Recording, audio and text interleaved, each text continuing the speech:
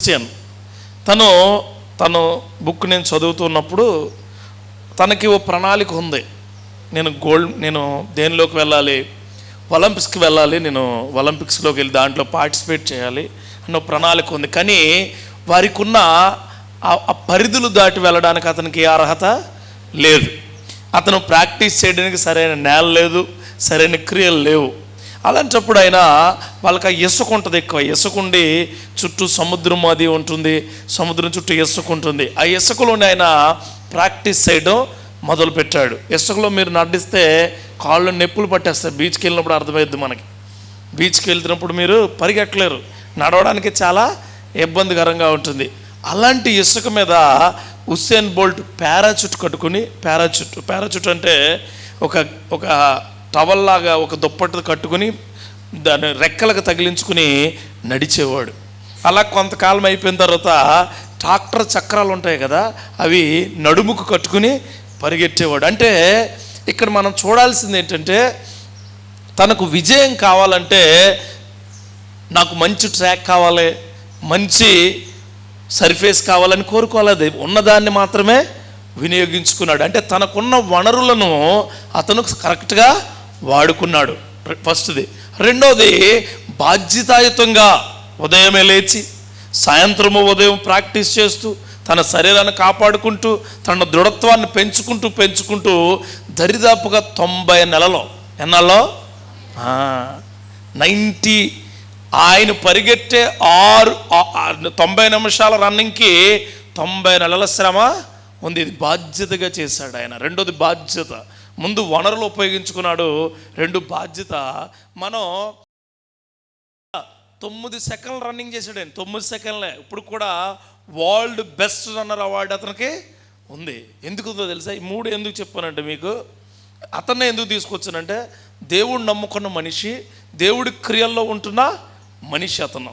So ఇప్పుడు కూడా మీ faith evangelical church ఈ మెంబర్స్ అందరికీ ఈ వార్షికోత్సవ రోజున మీకు చెప్పే ప్రణాళిక, పరిపూర్ణమైన ప్రణాళిక దేవునిలో ఎలా ఉండాలో నేను చెప్పాలని ఆశపడుచున్నాను. ఏంటంటే, ముందు మనకున్న వనరులను మనం వినియోగించుకోవాలి. అర్థమైందని చెప్పింది, మనకున్న వనరులను వినియోగించుకోవాలి. రెండవది, మన బాధ్యతలు ఏంటో మనం తెలుసుకోవాలి. మూడవది, విజయాలు వాటంతటా అవే నిన్ను పైకి తీసుకువెళ్తాయి. హల్లెలూయా. ఈ 3 కార్యాలు దేవుడు నీ సంఘములో, నీ ఇంటిలో నిన్ను అత్యంత గొప్ప రీతిగా నిలబెడతాను. ఆశపడుతూ నేను వాక్యంలోకి వెళ్తున్నాను, ఖచ్చితంగా ఆశపడుతూనే వెళ్తూ ఉన్నాను. ఒక్కొక్కరికి ఒక ఆలోచన ఉండొచ్చు, అది మీ ఇంటి దగ్గర. ఒక్కొక్కరికి ఆలోచన ఉండొచ్చు, అది నీ పర్సనల్. కానీ సంఘము కంటూ వస్తువులోకి దేవుడి ఆలోచన మాత్రమే ప్రథమం. హల్లెలూయా. ఆయన వనరులు మాత్రమే ప్రథమం. ఇక్కడ యెషయా ప్రవక్త 48వ అధ్యాయము 2 వచనాల నుంచే నేను వాక్యం చెప్దామని మీకు ఈరోజు ప్రార్థన చేసుకుని వచ్చి ఉన్నాను. 17, 18 వచనాలు 48వ అధ్యాయంలో. నీ విమోచకుడును ఇశ్రాయేలు పరిశుద్ధ దేవుడునైన యెహోవా ఇలాగూ సెలవిచ్చుచున్నాడు, నీకు ప్రయోజనం కలుగునట్లు నీ దేవుడునైన యెహోవానగు నేనే నీకు ఉపదేశము చేయుదును, నీవు నడవలసిన త్రోవను నిన్ను నడిపించును. చాలండి. ఆయన అంటున్నాడు, ఏమంటున్నాడంటే, ఇదిగో నేను నీకు చెబుతున్నాను, నీకు ఏదైతే ప్రయోజనమో, నీకు ఏదైతే అవసరమో, నీకు ప్రయోజనం కలుగునట్లు నేను నీకు ఏం చెప్తానంటున్నాడో ఉపదేశం నేను మాట్లాడతాను. ఈరోజు నీకు అదే దేవుని యొక్క పరిపూర్ణమైన ప్రణాళికలో ఈ 7వ సంవత్సరం ఈ యొక్క సంఘముగా, కుటుంబాలుగా మీరు ఉండాలి అనే దేవుడు మీకు చెబుతూ ఉన్న మాట ఏంటంటే, నీకున్న వనరులు ఏంటో నువ్వు గుర్తించు. ఉద్యోగాల్లో కానీ, కుటుంబాల్లో కానీ, సంఘంలో కానీ నువ్వు ఉన్నాయి ఉపయోగించుకో. ఇప్పుడు వరి ఇక్కడ పండుతుంది, దుబాయ్లో వరి ఎత్తానంటే కుదురుద్దా? దుబాయ్లో ఖర్జూర మొక్కలు మొలుస్తాయి, నా పెరట్లో ఎత్తానంటే కుదురుద్దా? ఉన్న వనరులను ఉపయోగించుకో. చాలామంది పిల్లల్ని తల్లిదండ్రులు, ఆ అబ్బాయి ఇంటర్నేషనల్ స్కూల్లో చదివేస్తున్నాడట, వెంటనే ఎక్కడ మార్చేయాలి? ఇంటర్నేషనల్కి మార్చేయాలి. ఉన్న వనరును వినియోగించుకో, ఉన్న క్రియ. నేను అదే అంటున్నాడు, ఉపదేశము చేస్తాను. ఎలాంటి ఉపదేశం అంటే, నువ్వు నడవలసిన త్రోవను నీకు నేను నడిపిస్తాను. దేవుడు చెబుతున్నాడు. Our resonance will be God. దేవుడే మనకు వనరు, దేవుడే మనకు వనరు, అన్ని సమకూర్చేవాడు దేవుడే.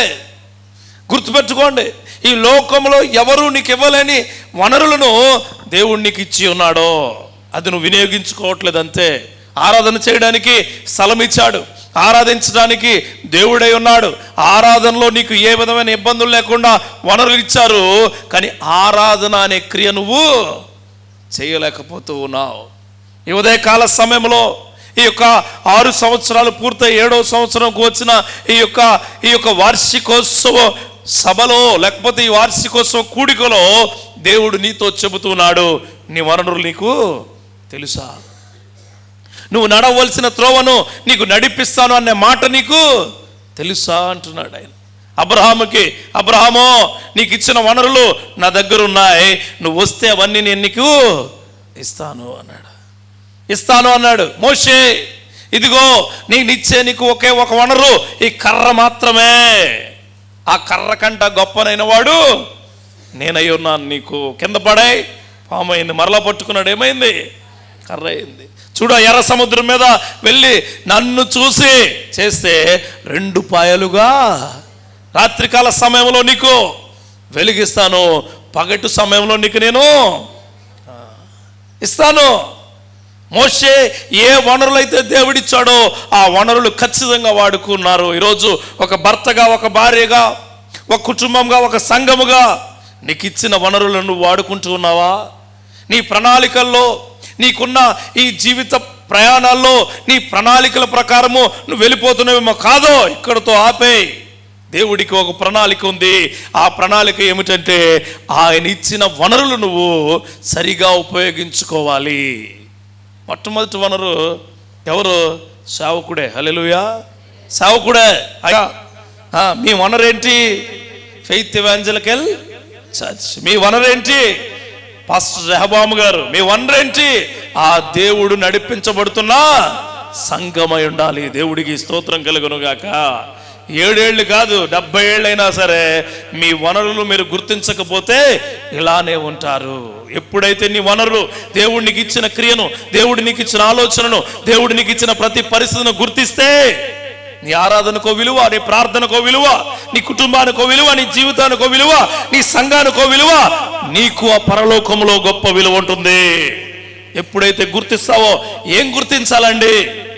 ఏం గుర్తించాలి అంటే, నీకు బాధ వచ్చినప్పుడు ఆయన నీ వనరై ఉన్నాడు. నీ కన్నీళ్ళు వచ్చినప్పుడు ఆయన చెయ్యి నీ చెంపపై ఉండి తొడవడానికి ఆయన వనరై ఉన్నాడు. హల్లెలూయా. ఆ క్రియల్లో నువ్వు ఉండాలి, ఆలోచనలో నువ్వు ఉండాలి. పాస్టర్ గారు కనపడరు, సంఘం కనపడరు, ప్రార్థించేవారు కనపడరు, బైబిల్ కనపడరు, వాక్యం అసలే వినపడదు నీకు. ఏ సమయాల్లో? కష్ట సమయాల్లో. ఈరోజు వార్షికోత్సవమే. ఎప్పుడైపోద్దురా బాబు? ఎప్పుడు వెళ్ళిపోతాం బాబు? ఎక్కడికి? ఇంటికి. ఎప్పుడైపోద్ది? ఎప్పుడు వెళ్ళి ఏం చేస్తారు? రోజు చేసేదేగా, రోజు మాట్లాడేదేగా. ఈ రోజైనా ప్రభా నాతో మాట్లాడు. ఇదిగో 7 ఏళ్లుగా ఇక్కడే ఇదే ప్లేస్లో కూర్చున్నాను, నాకు ఎదుగుదల లేదో, నా కుటుంబంలో లేదు, నా సంఘంలో లేదు, నా ఇంటిలో లేదు, నా బిడ్డలకు ఆశీర్వాదాలు లేవు, నా కుటుంబంలో మార్పు లేదు అంటే దేవుడు నీతో చెప్తున్నాడు, అన్నీ నీకు ఇచ్చి ఉన్నాను అని. ఏమంటాడు తెలుసా? నా శాంతినే నీకు అనుగ్రహం నీకు ఇచ్చేసాను, అన్నీ నీకు ఇచ్చి ఉన్నాను. ఒక ఆయనట ఓ రాజు దగ్గరికి వెళ్ళాడట. వెళ్ళి రాజుగారిని అడిగాడట, రాజా నాకు విలువైనది ఇవ్వయ్యా అంటే ఆయన ఓ మూటలో ఏదో ఇచ్చి పట్టుకెళ్ళన్నాడట. విలువైందమ్మంటే మూట ఇచ్చాడంటే మూట ఇంట్లో ఇట్టు కూర్చున్నాడట.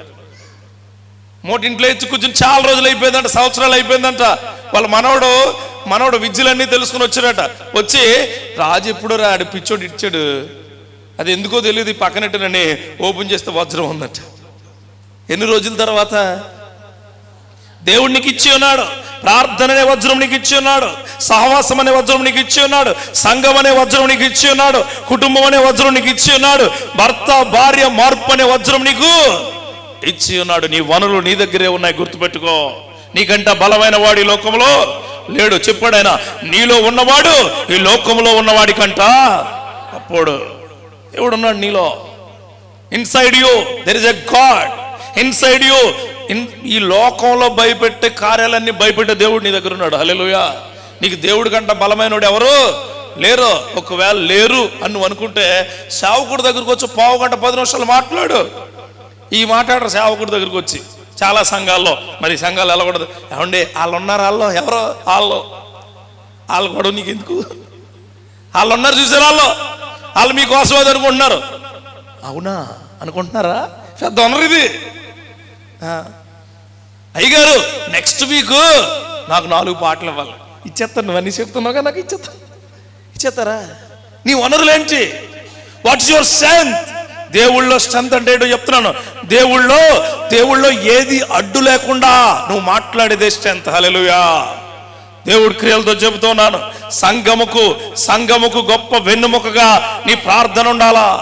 సంఘముకు గొప్ప శక్తివంతమైన దారిలా నీ మాటలు ఉండాలి. హల్లెలూయా. నువ్వు అనేయచ్చు ఏదో మాటలో, ఆ మాటల వల్ల వచ్చే విశ్వాసులు ఏమైతారు? రారు. వస్తారా? నువ్వేం మాట్లాడినా, ఎలా మాట్లాడినా సినిమాకి వస్తారేమో, నువ్వు ఎలా మాట్లాడినా ఇంటికి భోజనానికి వస్తారేమో. అటు ఇటు మాట్లాడితే నీ సంఘానికి వాళ్ళు రారు. నిన్ను బట్టి దేవుడు అంటున్నాడు, ఈ లోకంలో నువ్వే వనరై ఉన్నావు నాకు, నువ్వే ఎరువై ఉన్నావు నాకు అంటాడు. హల్లెలూయా. నీ మాట, నీ తీరు, నీ ఆలోచన, నీ క్రియలు యేసుక్రీస్తు నామములో ఈ రోజు నుంచి గొప్ప క్రియలతో నింపబడును గాక అంటే అంటున్నాడు. నీవు నడవలసిన త్రోవను నిన్ను నడిపిస్తాను. నడిచేవారు ఎవరో? నడక ఎవరిచ్చారు? దేవుడు ఇచ్చాడు. కానీ నడిపించేవారు ఎవరో? నువ్వు అడగాలి. నువ్వేమంటావు? నాకు నడకొచ్చింది కదా అంటే, మరి బాబు ఎలా నడరా అంటే, చిన్నపిల్లడు చూడండి తప్పడడుగులు ఎత్తనప్పుడు నువ్వు నడిపిందని అడ్డాడు, చేయి తీసుకుంటుంటాడు. కొద్ది దూరం వెళ్ళిన తర్వాత పడతాడు డామ్ అని. అప్పుడు మే అంటాడు. అప్పుడు అయిన తర్వాత నువ్వు వెళ్ళి 2 డెప్ప మీద వేసి ఏమంటావాడిని? నేను పట్టుకుంటే ఎందుకురా వదిలించేసి అడిగితే వెళ్దాడికి. దేవుడు కూడా అదే అంటున్నాను. నేను నీకు నడకొచ్చని, నీకు భక్తి వచ్చని, నీకు పాటలు వచ్చని, నీకు గొప్ప గొప్ప కార్యాలు వచ్చని నువ్వు అనుకుంటున్నావేమో. కానీ ఆయన నడిపిస్తేనే నువ్వు నడుస్తావు. ఆయన పాడిస్తేనే నువ్వు పాడుతావు. ఈ రోజు కూడా నన్ను ఆయన మాట్లాడిస్తేనే నేను మాట్లాడతాను. హల్లెలూయా. గుర్తుపెట్టుకోండి, దేవుడు ఏ క్రియలైతే మనకిచ్చాడో, ఏ వనరులైతే మనకిచ్చాడో, ఆ వనరులను నువ్వు వాడుకునే విధంగా దేవుడు నిన్ను ఎప్పుడు చేస్తాడు అంటే, ఆయన నడిచే త్రోవ నువ్వు ఆగితే ఆయన నిన్ను నడిపిస్తాడు. పట్టుకుని నడిపిస్తాడంట. ఎవరికి ఇవ్వాలి నువ్వు చెయ్యి? కానీ నువ్వెవరికి ఇస్తావు? నువ్వు? నేను అంటలేదా? దేవుడికే ఇస్తానన్నా. దెయ్యానికి ఇస్తావా? దెయ్యానికి ఇస్తారా చెయ్యి? మీరు దేవుడికే ఇవ్వాలి. తండ్రికే చెయ్యవాలా, తల్లికే చెయ్యవాలా. అలాగ మనం చెయ్యి దేవుడికి మాత్రమే ఇవ్వాలి. ఆ ఇచ్చే క్రియనే మీకు కావాల్సిన వనరు అంటాడు దేవుడు. దేవుడికి స్తోత్రం కలుగునుగాక. హల్లెలూయా. నీకున్నదాన్ని వినియోగించుకో. నీకు ఉన్నదాన్నే దేవుడు అభివృద్ధి చేస్తాడు. నీకు ఉన్న క్రియలను దేవుడు గొప్ప చేస్తాడు. హుస్సేన్ బోల్ట్ తనకున్నది స్ట్రెంత్, తనకున్నది ఆ బీచ్లో తిరిగే క్రియ, తనకున్నది ఆ దుప్పటి కట్టుకునే విలువ, తనకున్నది ఆ యొక్క టైరు నడుముకు చుట్టుకు నడిచే క్రియ. చాలామంది అంటారు నాకు మా అబ్బాయి, మీరు అంటారు మా అబ్బాయికి ట్యూషన్ ఉంటేనండి ఫస్ట్ టైం. అమ్మో, ట్యూషన్ ఉంటేనంటే ఏమో చేస్తాడట, ఫస్ట్ వచ్చేస్తాడట. ట్యూషన్ లేకపోతే డక్అవుట్ అయిపోతాడట. ఇవే క్రికెటర్ కదా, క్రికెట్లో కూడా బ్యాట్ బాగోలేదురా, లేకపోతే 6 వెళ్ళిపోయినా. బ్యాట్ బాబు 6 వెళ్ళిపోద్దా? ఎవడు చెప్పుడు? ఆట ఉండాలి నీలో. దేవుడికి స్తోత్రం కలుగును గాక. నీలో ప్రార్థన ఉండాలా, నీలో సహవాసం ఉండాలా, నీలో దేవుడి మీద విశ్వాసం ఉంచి నడిచే క్రియ ఉండాలా. అప్పుడు దేవుడిని గొప్ప క్రియలను ఇస్తాడు. అందుకే 1 పేతురు 1వ అధ్యాయము 17, 18, 19 వచనాలు చదువుతూ చూడండి. 1 పేతురు 1వ అధ్యాయము చూడండి. పక్షపాతము లేకుండా క్రియలను బట్టి ప్రతి వానిని తీర్పు తీర్చువాడు తండ్రి అని మీరు ఆయనకు ప్రార్థన చేయుచున్నారు కనుక, చదవండి, మీరు పరదేశులై ఉన్నంత కాలము ఎలా బ్రతకాలి? మనం ఎవరి మీద భయంతో? దేవుడి మీద. హల్లెలూయా. దేవుడి మీద భయంతో బ్రతకాలి. నాకు ఇచ్చిన వనరు ఎక్కడ పాడైపోతుందో. నిజంగా కుటుంబానికి వనరు భార్యకు భర్త, భర్తకు భార్య. కానీ ఇప్పుడున్న కుటుంబాల్లో భార్యకి చుట్టుపక్కల వాళ్ళు, భర్తకేమో సోడబడ్డీలు అయిపోయినాయి బాగా. నిజమైన వనరు నాకు నిజమైన వనరు నా తల్లిదండ్రులు, నా భార్య. నా యొక్క టీము అంతే. దేవుడికి స్తోత్రం కలుగును గాక. మీ జీవితాల్లో కూడా అంతే, మీ జీవితాల్లో కూడా అంతే. నాకు స్టడీ చైర్ ఉంటేనే చదువుతాను, లేకపోతే రాదా? స్టడీ చైర్ ఉండాలంటే వీడికి చదువుకోవడానికి, ప్లాంక్ ఉంటేనే చదువుతాను, నాకు పార్కర్ పెన్ ఉంటేనే రాస్తాను ఎగ్జామ్. దేవుడు అంటున్నాడు ఇక్కడ, ఏమంటున్నాడు? పరదేశులై ఉండే, చూడండి, పరదేశులై ఉండే ఉన్నంతకాలము భయంతో గడుపుడు. కింద కూడా ఉంటుంది, పితృ పారంపర్యమైన మీ వ్యర్థ ప్రవర్తనను విడిచిపెట్టినట్లుగా వెండి బంగారముల వంటి క్షయ వస్తువుల చేత మీరు విమోచింపబడలేదు కానీ, అది కావాలి మనకి. చూడండి, అమూల్యమైన రక్తము చేత, అనగా నిర్దోషమును నిష్కలంకముగు గొర్రెపిల్ల వంటి క్రీస్తు రక్తము చేత విమోచింపబడుతురని మీరు ఎరుగురు కదా, మీరు ఎరుగుదురు కదా. అంటే అయ్యగారు చెప్పారు, ఎప్పటి నుంచో మేము, చాలామంది అంటారు, మా తాత మా అమ్మమ్మ మేము అందరం కూడా ఏంటండి మేము క్రైస్తవులమండి. అయ్యి ఏమి దేవుళ్ళ ఏమి జాంతనాయి పనిచేయో. నీవు రక్తంతో కడగబడాలా, నీవు ఆయన క్రియల చొప్పున ఉండాలా. అవి నీకు గొప్ప వనరుగా దేవుడు ఇవ్వబోతూ ఉన్నాడు. గుర్తెట్టుకోండి. మా అమ్మ ప్రార్థన చేద్దే, మా అమ్మమ్మ ప్రార్థన చేద్దే, మా నాన్నమ్మ ప్రార్థన చేద్దే, మా పాస్టర్ గారు ప్రార్థన చేస్తారు. వాళ్ళ ప్రార్థన ఆక్సిలరీ సపోర్ట్నే ఇస్తాయి. ఆక్సిలరీ సపోర్టు, వెంటిలేటర్ లాంటిది వాళ్ళ ప్రార్థన. కానీ నీ ప్రార్థన నీలో ఆక్సిజన్ పుట్టి నీ ఊపిరి తీసుకునే లాంటిది. హల్లెలూయా. నీకున్న వనరుని నువ్వు ఉపయోగించుకో, ప్రార్థన చేయి. నీ కుటుంబం కోసం, నీ జీవితం కోసం, నీ సంఘం కోసం, నీ పరిస్థితుల కోసం. పారంపర్య ఆచారాలు వద్దు, అవన్నీ నీకేమీ పని చేయో, ఎప్పుడు పని చేయో. అందుకే చివరిలో అంటాడు, విమోచింపబడితిరని మీరు ఎరుగుదురు కదా. ఎవరి ద్వారా విమోచించబడ్డారు? ఎవరి ద్వారా విడుదలయ్యారు? మీ జీవితం దేవుడి ద్వారా, రక్తం ద్వారా. అది మీరు తెలుసుకోవాలా. ఇలాగే కీర్తనకారుడు అంటాడు 32వ కీర్తనలో, 32వ కీర్తన 8వ మాటలో ఇంకో మాట ఉంటుంది, నీకు ఉపదేశము చేసేదనో, నీవు నడవలసిన మార్గము నీకు బోధించేదనో, నీ మీద దృష్టి ఉంచి నీకు ఆలోచన చెప్పేదను. చూడండి, ఉపదేశం అంటే నీకు చెబుతున్నాడు ఆయన, ఎలా నడవాలో చెబుతున్నాడు, ఎలా వెళ్ళాలో చెబుతున్నాడు. నీ మీద దృష్టి ఉంటే నీకు ఆలోచన చెబుతూ ఉన్నాడు. ఎవరట? నీకు వచ్చిన వనరులు వాడుకుంటే. అప్పటి వరకు సైకిల్ దొక్కుతో ఎవడో దొంగలు పోయి చోటు బండి పెట్టుకోతారు, బండి కొనేయాలి అంటనే. సైకిల్ ఎక్కడ పడతావు? పక్కన పడేస్తావు. మీరు కూడా అంతే. మీరు కుక్కర్ అప్పటి వరకు వాడే కుక్కర్ని వాడరు, పక్కన గట్టిగా విజిల్ వస్తే ఆ కుక్కర్ కొనేయాలి, లేకపోతే నిద్రపడుతుంది మీకు. ఏ కుక్కరు? అది తెచ్చిన తర్వాత అది వాడడం నీకు రాదు, అది వాడడం రాదు నీకు అంటున్నాడు ఆయన. నీకు ఏ వనరులు ఇచ్చామో, ఎలాంటి క్రియలు ఇచ్చామో అది వాడితే నీ దృష్టి, ఆయన దృష్టి నీ ఆలోచన మీద ఉంటుంది. హల్లెలూయా.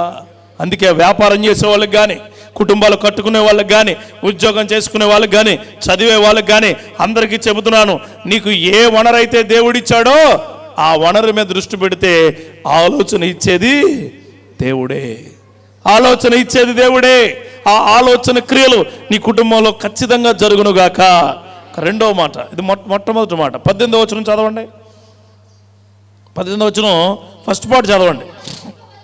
నీవు నా ఆజ్ఞలను ఆలకింపవలనని నేనెంతో కోరుచున్నాను. చాలు, నేనెంతో కోరుచున్నాను. ఆయన అంటున్నాడు, ఆయన ఆజ్ఞలు నువ్వు పాటించాలని ఎవరు కోరుకుంటున్నారట?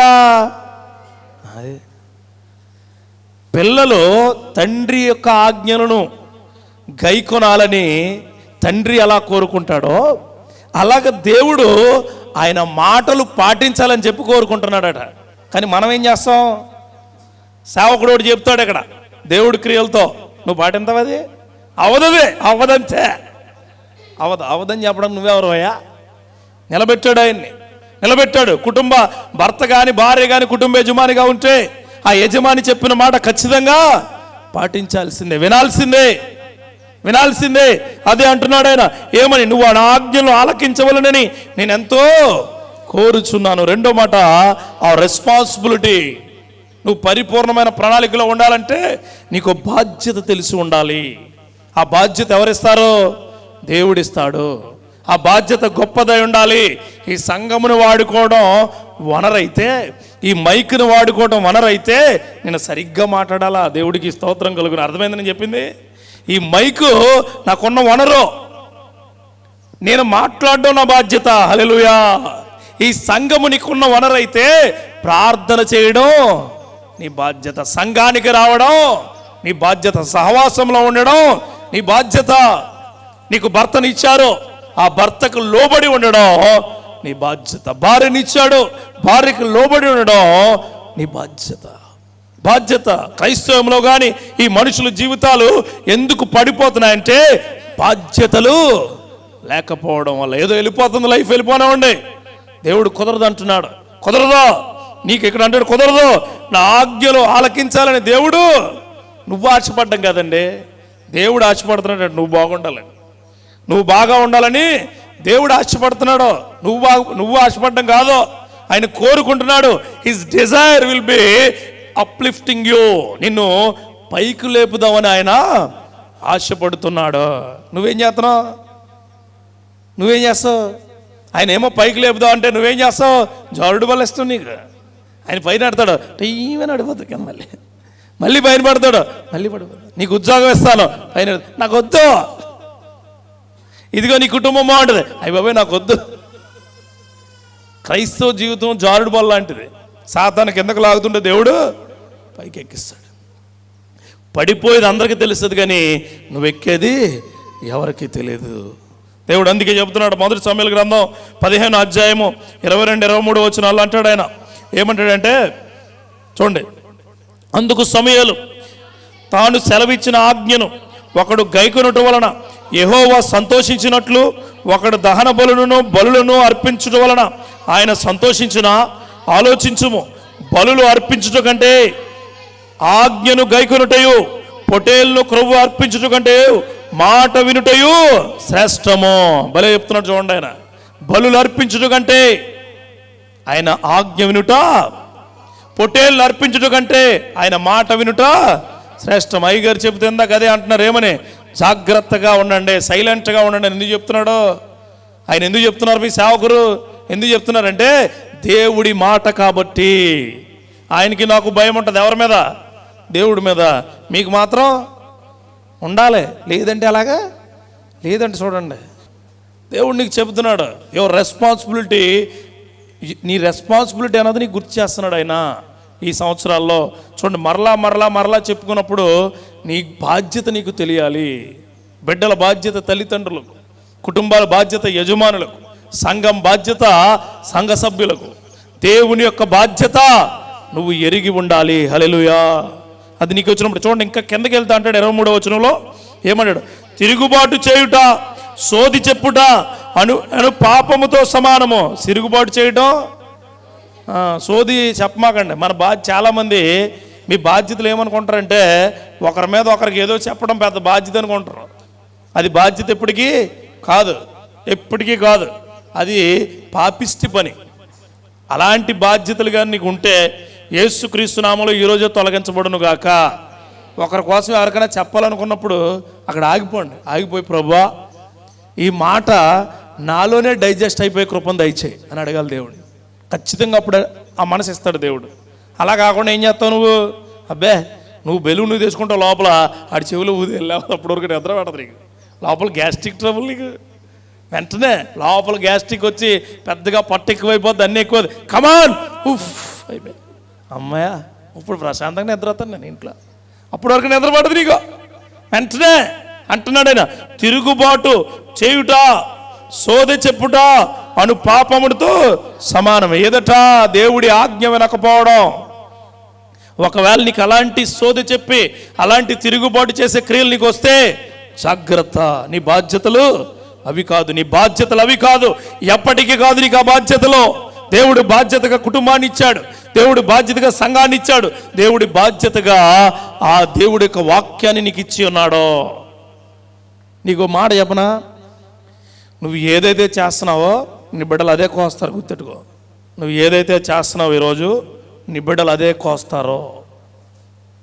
నువ్వు చేసే పనులు నీ బిడ్డలకు ఖచ్చితంగా అలవాటు అవుతాయి. నిన్ను చూస్తారు, నీ ముందే చేస్తారు. ఇప్పుడైతే నీకు బలం ఉంది తట్టుకుంటావు, ఇప్పుడైతే నీకు శక్తి ఉంది తట్టుకుంటావు. నీ ఏజ్ అయిపోయిన తర్వాత నీ బిడ్డల వయసుకు వచ్చాక ఆ పని చేస్తే నువ్వు తట్టుకోవాలి. ఏ పనైనా సరే, దొంగతనం అవ్వచ్చు, చెడు హృదయం అవ్వచ్చు, చెడు ఆలోచనలు అవ్వచ్చు, తిరుగుబాటు అవ్వచ్చు, ఏదైనా అవ్వచ్చు. అందుకే అంటాడు ఆయన, నువ్వేది విత్తుతావో అదే కోస్తావు, అదే కోస్తావు. యాకోబు విత్తాడు, మళ్ళీ ఆ పండునే కోసాడు. యేసేపు దగ్గర ఆ పండునే కోసాడు. ఏ చర్మానికి ఏ రంగు అయితే రాసుకుని వెళ్ళాడో అదే చర్మంతో మోసగించబడ్డాడు.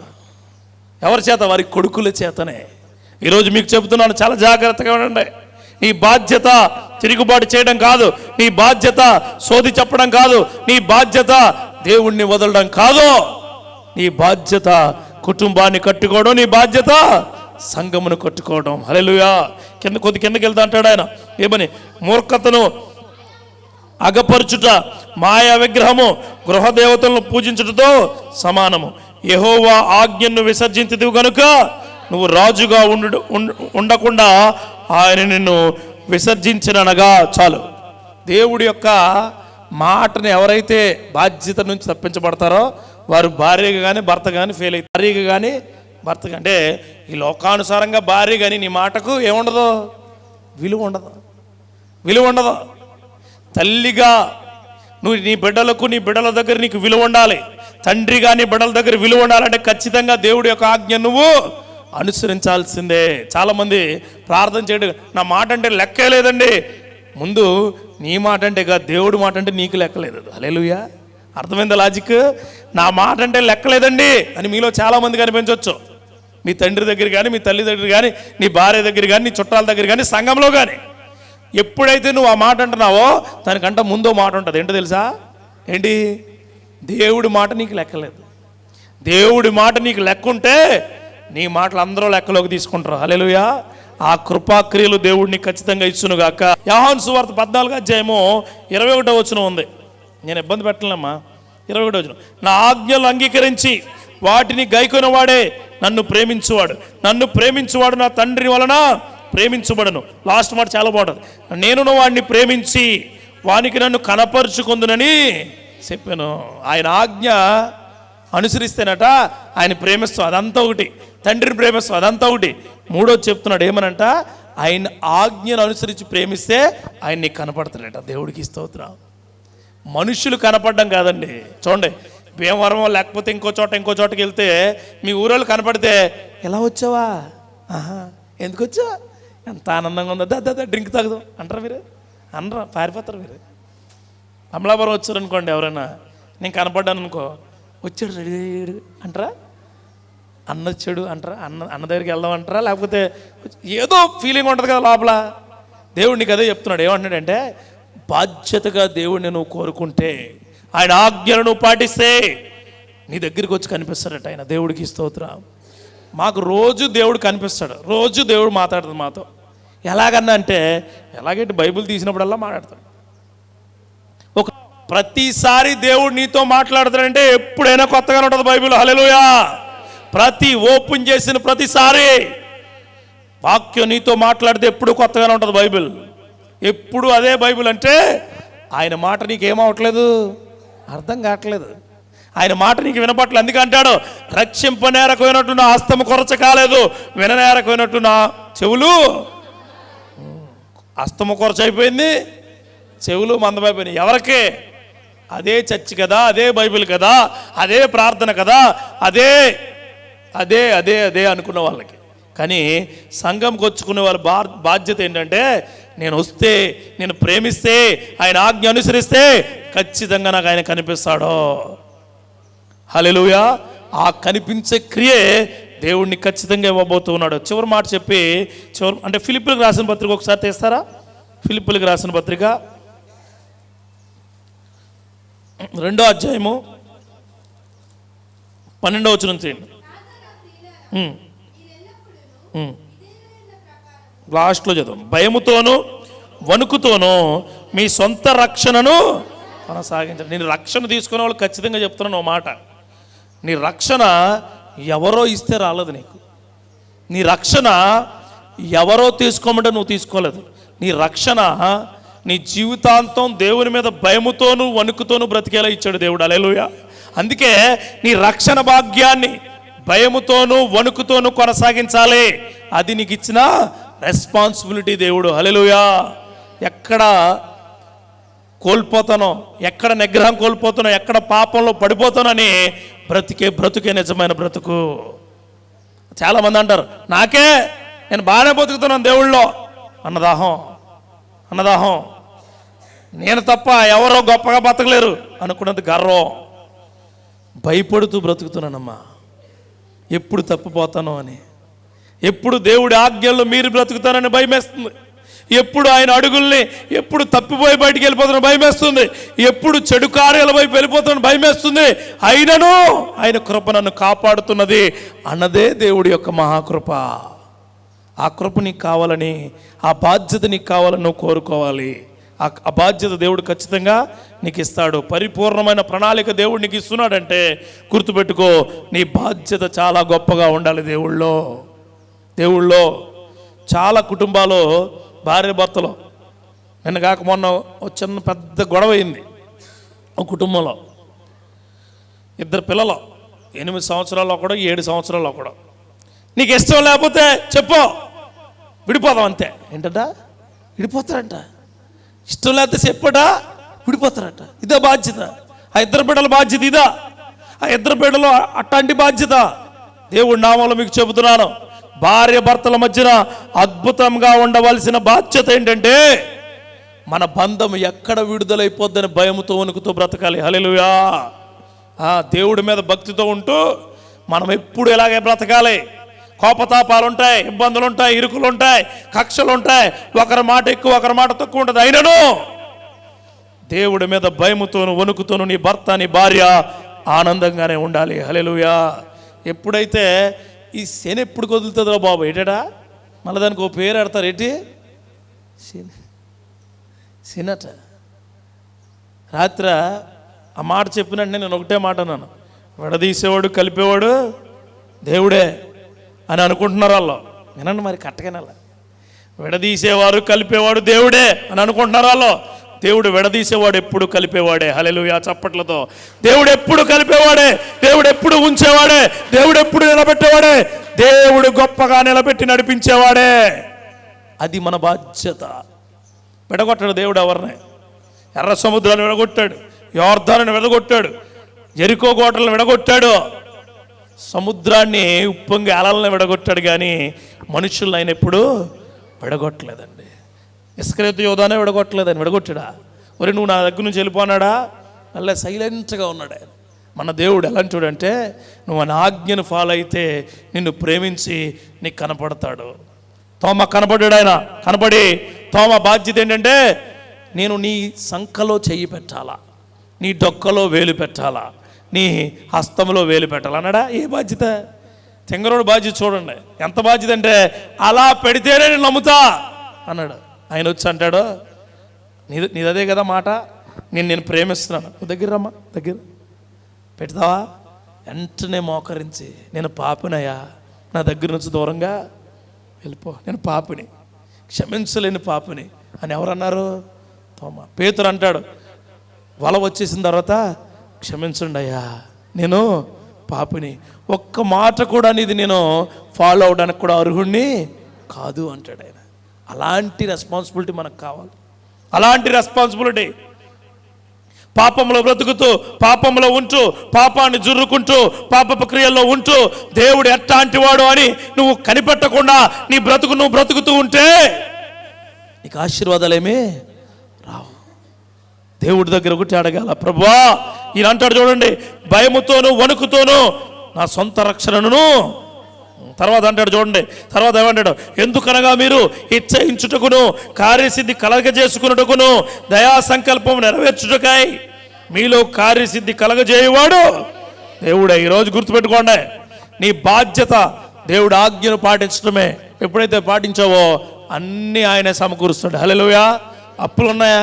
సెట్ చేస్తాడండి దేవుడు. సెట్ చేస్తే ఎంతసేపు దేవుడు నా వైపు లేడా? ఉంటాడో. అది తీర్చగలిగే శక్తి ఆయనకే ఉంది.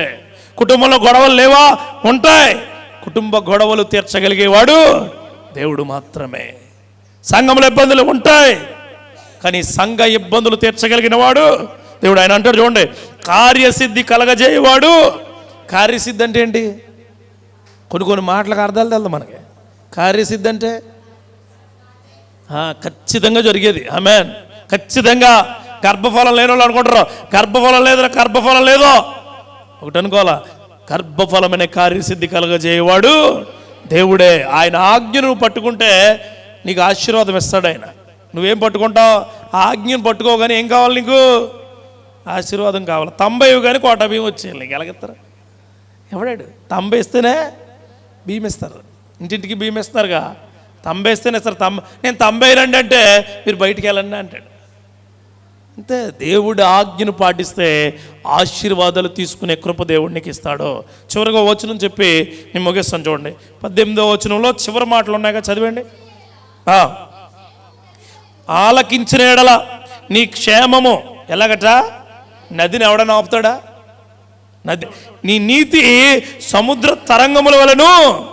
నీతి తరంగాలంటే అలలు ఎగురుతూ ఉంటాయి. నీతి ఎప్పుడు అందరికీ ఎప్పుడైనా సముద్ర తరంగాలు ఎప్పుడైనా ఆగిపోవడం చూసారా? అలా ఉంటుందట. మూడోది ఏంటంటే విజయాన్ని ఎవరు ఆపలేరు. హల్లెలూయా. రెండోది మన బాధ్యతగా తీసుకుంటే నీ విజయము దేవుడి విజయముగా ఉండబోతూ ఉంది. నీ నీతి సముద్రపు తరంగముల వలె ఉంటుంది. నీ యొక్క క్షేమము ఎలా ఉంటుందట? నది వలె క్షేమం. చాలామంది మా కుటుంబము, కొంతమంది అనుకుంటారు అనవసరంగా పడ్డా నీ కుటుంబంలో అనుకుంటారు, కానీ అవసరమయ్యే పడ్డావు ఆ కుటుంబంలో. గుర్తెట్టుకో. అనవసరంగా చాలామంది అంటారు నువ్వు ఈ కుటుంబంలోకి రావాల్సిందా, నువ్వు కాదమ్మా, నువ్వు ఈ కుటుంబంలో ఉండాల్సిన వాడు కాదమ్మా అంటారు కొంతమంది. ఎందుకు ఇచ్చాడో తెలుసా నిన్ను? ఆ కుటుంబాన్ని ఎవడో సెట్ చేయలేడు, నువ్వు సెట్ చేస్తావని. దేవుడికి స్తోత్రం కలుగును గాక. కానీ నువ్వు నీ బాధ్యతను ఏం చేస్తున్నావు? మర్చిపోతున్నావు.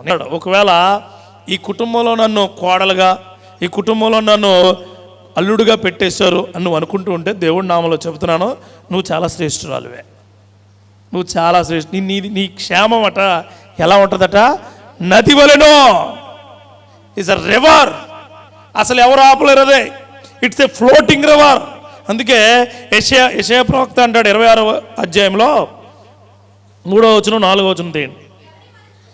ఎవరి మనస్సు నీ మీద అనుకురునో వానిని నీవు పూర్ణ శాంతి గలవానిగా కాపాడుదువు. ఎలా అనగా అతడు నీ అందు విశ్వాసం ఉంచి ఉన్నాడు. యెహోవా యెహోవాయే నిత్యాశ్రయ దుర్గము, యుగ యుగములు యెహోవాను నమ్ముకునుడి. నీ మనసు ఆనుకుని ఉంటే విజయం ఆయన నీకు ఇవ్వబోతూ ఉన్నాడు. ఆ క్రియలు నువ్వు తీసుకో ఖచ్చితంగా.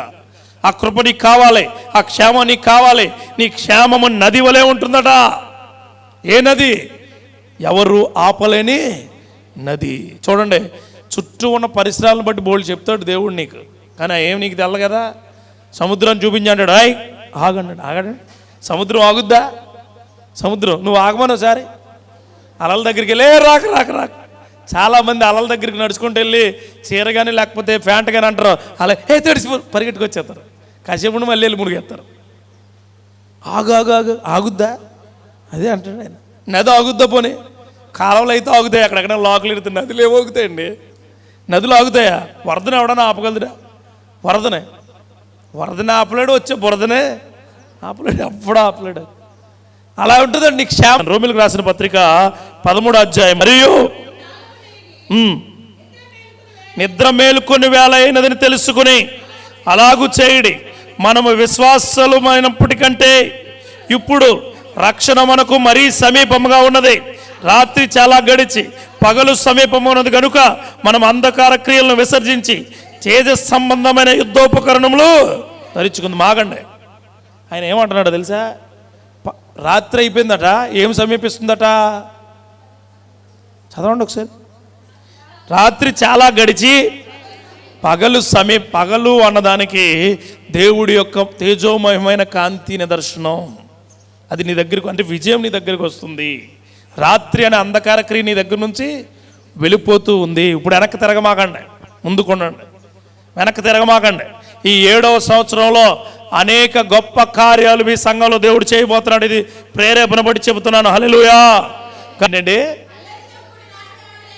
అల్లరితో కూడిన. ఇప్పుడు తమ్ముడిది ఇందాక చెప్పానుగా, అది ముందు సెట్ చేసుకోవాలి. వాక్యం చెప్తున్నప్పుడు సెట్ చేస్తే అల్లరది. ఇక్కడ పాటలు ఎవరు పాడాలో ముందు రోజే సెట్ చేసుకుని రావాలి. హల్లెలూయా. కొత్తగా మొదలెట్టండి. అయ్యగారికి చెప్పాలి, అయ్యా ఇదిగో అలా పరంగా ఉండాలి, ప్రణాళిక ఎంతవరకు అంటే అంతవరకునే, ఎంతవరకు అంటే అంతవరకు మాట్లాడాలా, ఎంతవరకు అంటే అంతవరకు పాడాలా, ఎంతవరకు అంటే అంతవరకు ఆరాధన చేయాలా, ఎంతవరకు అంటే అంతవరకునే. ఆ తర్వాత సేవకుడు నడిపించబడతాడు. హల్లెలూయా. ఆ క్రియలు ఖచ్చితంగా దేవుడికి ఇస్తాడు. తర్వాత చదవండి ఇంకో మాట, మత్తైనను లేకయో. ఆగండి మరి, మీ కన్క్లూజనే గొప్ప ఉండాలా. ఇది విజయాలకి సూత్రాలు. అందుకే చెప్తున్నా మాట. మత్తు అంటే ఏంటి? మత్తు అంటే ఏంటి? చాలామందికి నిద్రలో మంచం మీద రాదా, ఇంట్లోని రావు, ఎక్కడొస్తాయి? నిద్రపోతారు కొంతమంది. ఇప్పుడు ఎక్కడలే నిద్ర అంతా వచ్చేది. చెప్పాను మీకు, క్లిప్ లెటర్ అని పట్టుకొచ్చా. One hand and Bible, another hand బట్టలు పెట్టుకుని క్లిప్పు. బట్టలు కట్టుకుని క్లిప్ వస్తే బైబిల్ ఏమో వినడానికి చదవడానికి ఉపయోగపడుద్ది, బట్టలు పెట్టుకునే క్లిప్ ఏమో నువ్వు నిద్రపోకుండా సహాయపడుద్ది. నిద్ర ఎందుకు వచ్చేస్తుంది మీకు? మత్తులు. ఇంకో మాట ఉంటుంది, చదవడానికి ఎందుకు వెళ్ళండి. కామ విలాసమైనను. చాలా జాగ్రత్తగానండి ఈ మాట చెప్తున్నాను. ఈ మాట ఖచ్చితంగా దేవుడు నామలో చెప్తున్నాను. ఒక వ్యక్తిని, ఒక స్త్రీని కానీ, ఒక పురుషుడిని కానీ, ఒక సంఘంలో వేరే వాళ్ళని కానీ వేరే ఉద్దేశంతో చూస్తే అక్కడే నువ్వు తప్పు చేస్తున్నట్టు. జాగ్రత్త, బీ కేర్ఫుల్. యువతకు చెప్తున్నాను, బాగా మధ్య వయసు వాళ్ళకి చెప్తున్నాను, ఆడవారికి మధ్య వయసు వాళ్ళు యువతకు చెప్తున్నాను. ఒక వ్యక్తి అబ్బా ఏమోన్నాడరా, పోయింది నీ జీవితం అంతే. దేవుడి దగ్గరికి వచ్చేటప్పుడు చాలా పవిత్రంగా, అదే నీ గొప్ప విజయం. చెల్లెలు మీకు కూడా చెప్తున్నాను, చాలా తమ్ముళ్ళు మీకు దేవుడి దగ్గరికి వచ్చినప్పుడు చాలా పవిత్రమైన మనసుతో రావాలి. హల్లెలూయా. ఉంటాయి కోరికలు, ఉంటాయి ఇబ్బందులు, ఉంటాయి చెడు ఆలోచనలు ఉంటాయి. అవి పోయే క్రియ దేవుడు ఎప్పుడు ఇస్తాడంటే నువ్వు ప్రార్థిస్తేనే పోతాయి, లేకపోతే పోవయ్యే. ప్రార్థించు, మోకరించు, దేవుడిని అడుగు. శక్తివంతంగా దేవుడిని అడిగితే నీలో ఆ కామ విలాసమైన క్రియలో పోతాయి. తర్వాత మాట, పోకిరి చేష్టలో. తమ్ముడు ఉన్నాడు ఇక్కడ ఇవన్నీ ఆపరేట్ చేస్తున్నాడు. ఎక్కడో డీజే ఉంటే డీజే ఆపరేట్ చేయడానికి అయిపోయినట్టు జీవితం. సఫా. ఇక్కడ పని ఇక్కడ చేస్తే ఇక్కడే చేయాలి. హల్లెలూయా. అది ఇక్కడ పాట పాడి ఇంటికి వెళ్ళిపోయి టీవీలో కొత్త పాటలు వస్తున్నాయిగా, వేసాను నేను బాగా పాడుతా. దేవుడు కొన్ని రోజుల తర్వాత కోకిలి గొంతు కథ కాకి గొంతు చేస్తాడు. ఎవడ మీ ఇంట్లో అమ్మ కూడా ఎందని మాట, అవి కూడా మానేయాలి. విజయం అప్పుడే వస్తుంది. ఇంకా ఉంటాయి. కలహమైనను మత్సరమైనను లేకయో. కలహం అంటే ఏంటి? ఒకరి మీద ఒకరు పడిపోవడం. అది బాగా మత్సరం అంటే చెప్తాయి. చర్చలో చాలా ఎక్కువ ఉంటాయి. అత్తమాను ఆడిపాడేస్తాడేంటి, అడిగి ఇవ్వడే ఇలాగి అని మైకి మీద చూపించారు. యుద్ధం మైకి మీద. నువ్వు సరిగ్గా పాడతావా, పాడి వాళ్ళు పాడించు. మత్సరం ఎందుకు వచ్చేస్తుంది? Why are you hesitating yourself? Why are you hesitate yourself? నీ విజయం ఎప్పుడు ఆగిపోతుందంటే ఎదుటి వ్యక్తి ఏదైనా బాగా చెప్పినా, ఎదుటి వ్యక్తి ప్రసంగం బాగా చేసినా, ఎదుటి వ్యక్తి బాగా పాడినా, ఎదుటి వ్యక్తి ఆరాధించినా నీ లోపల ఉన్న మనస్సు ఉంటుంది కదా, అది ఏం చేయదు, యాక్సెప్ట్ చేయదు. యాక్సెప్ట్ చేయాలి. దేవుడి మాట, దేవుడి క్రియ, దేవుడి ప్రసంగం, దేవుడి యొక్క క్రియలో చేయాల్సిందే. ఒకరు ప్రార్థన చేస్తారు ఆపరు, ఒకరు ప్రార్థన చేస్తారు ఆపరెళ్ళ. అసలు ఆపరు. మొదలెడితే ఇంకా అంతం ఉండదు. ఆమె నేను ఎప్పుడు అంటారో తెల్ల, సంవత్సరం తర్వాత అంటారు ఆమె. నేను ప్రార్థన ఏదో ఉపయోగమో అది చేయాలా. ఇవన్నీ ఎందుకు చెప్తున్నానంటే మీకు, ఈ 7 సంవత్సరాలు అయిన తర్వాత ఈ ఫలాలు చాలా విజయవంతంగా ఉంటాయి. హల్లెలూయా. ఫలాలు ఖచ్చితంగా అప్పటికి మేము వస్తామో రామో నాకు తెలియదు, కానీ ఆ ఫలాలు అయితే అత్యద్భుతంగా దేవుడు మీకు దయచేస్తాడో. మనసులో పెట్టుకోకండి. నేను అన్న మాటలో హృదయంలో పెట్టుకోకండి, మనసులో పెట్టుకోండి. హృదయంలో పెట్టుకుంటే నా మీద కక్ష వస్తుంది, మనసులో పెట్టుకుంటే నీలో మార్పు వస్తుంది. హల్లెలూయా. జ్ఞానం ఇస్తాడు దేవుడు. జ్ఞానం. మనసుకి హృదయానికి చాలా తేడా ఉంటుంది. హృదయం అంటే మాంసంతో ఉన్న కూడింది, నీకు ఇబ్బందులు కొని తెస్తుంది. మనసు అంటే ఆత్మతో కూడింది, పరిశుద్ధతను ఇస్తుంది. ఆ క్రియలు ఖచ్చితంగా నీకు ఇస్తాడు. చూడ చాలా చెల్లెలి వస్తాయి. చెల్లెలి పగటి యందు నడుచుకునేటట్లు మర్యాదగా నడుచుకునము. ఎలా నడుచుకున్నట్లు? అందరికి ఎలా మంచిగా కనపడుతున్నావో దేవుడికి కూడా మనం అలాగే కనిపించాలి. ఆ క్రియలు దేవుడు ఇవ్వాలి. చివరి మాట బాగుంటుంది మాట, మెట్టుకు ప్రభు అయిన యేసుక్రీస్తును ధరించుకునే వారై శరీరేచ్ఛలను నెరవేర్చుకున్నట్టుకును శరీర విషయంలో ఆలోచన చేసుకొనకుడి. ఫ్లెషియస్ థింగ్స్ వైపు చూడొద్దని చెప్తున్నాడు. అందుకే 3 మాటలు చెప్పా. మొట్టమొదటి మాట ఏంటి? దేవుని ప్రణాళికలో నువ్వు గొప్పగా ఉండాలి ఈ సంవత్సరంలో అంటే సంఘంగా కుటుంబంగా మొట్టమొదటి మాట ఏంటి? నీ చుట్టూ ఉన్న వనరులను వాడుకో, దేవుడు గొప్పగా చూస్తాడు. రెండోది, నీ బాధ్యతలను సరిగా చూసుకో, దేవుడు గొప్పగా గుర్తిస్తాడు. మూడోది, నీ విజయాలను దేవుడు ఖచ్చితంగా నీకు ఇవ్వబోతూ ఉన్నాడు. ఆ విజయాలు దేవుడు శక్తివంతంగా నడిపించబోతున్నాడు.